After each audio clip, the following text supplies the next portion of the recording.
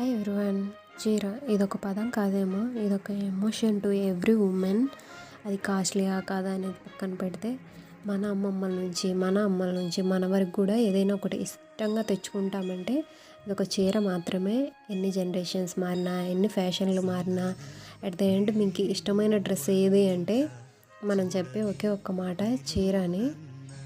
ఈ చీర చాలా బాగా రావాలంటే మనం బ్లౌజ్ సరిగ్గా కుట్టించుకోవాలి. ఇప్పుడు దీంట్లో పెట్టే ఎఫర్ట్స్ అన్నీ కూడా మనకి ఎండ్ శారీ యొక్క బ్యూటీని ఇంక్రీజ్ చేస్తాయి. ఎంత బ్యూటిఫుల్గా టర్న్ అవుట్ అవుతుందంటే